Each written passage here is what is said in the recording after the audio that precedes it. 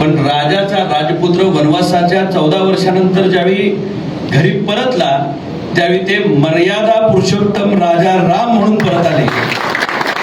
तुम्ही तुमच्या घरामध्ये राजा भाऊ परत येत असताना तुमचा राजकीय वनवास संपणार आहे याची खबरदारी शिवसेना घेईल, याच्याबद्दल आपण मनामध्ये अजिबात शंका बाळगू नका. एकनाथ शिंदे साहेब हे खऱ्या अर्थानं शब्दाला जागणारा नेता म्हणून त्यांची प्रतिमा आहे.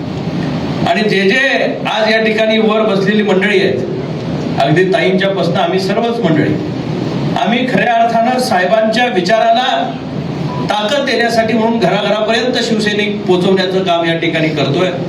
सोलापूर जिल्हा हा साहेबांचा लाडका जिल्हा आहे आणि या जिल्ह्यामध्ये परत एकदा डौलानं भगवा फडकवावा या भावनेतनं आम्ही सर्वजण या ठिकाणी ताकदीनं कामाला लागलोय.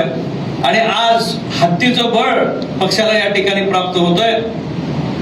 नवीन चेहरा नव्हे, जुनाच चेहरा पण नवीन ताकदीनं आज आपल्यामध्ये परत सामील होत असताना मला मनापासूनचा आनंद आहे की राजाभाऊ तुम्ही येत असताना पक्षाला तर बळ मिळणारच आहे, पण निश्चितच ज्या गोरगरिबांसाठी तुम्ही झटताय त्या सर्वसामान्य माणसासाठी लढा उभा केला.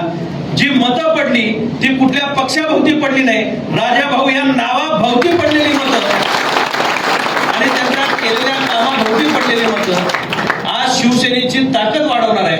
आणि निश्चितच आज त्यांनी बोलत असताना सांगितलं की आता मी ह्याच्या पुढे कुठल्या पक्षात भिक्षात जाणार नाही असं सांगितलं. तुम्ही माणूस भावनिक असतो, अन्यायानं पेटून उठतो, पण अन्यायातनं पेटून उठलेला जखमी वाघ ज्यावेळी खऱ्या अर्थानं मैदानात उतरतो त्यावेळी ज्यांनी अन्याय केला त्यांना सुद्धा पुळताभुई थोडी करतो.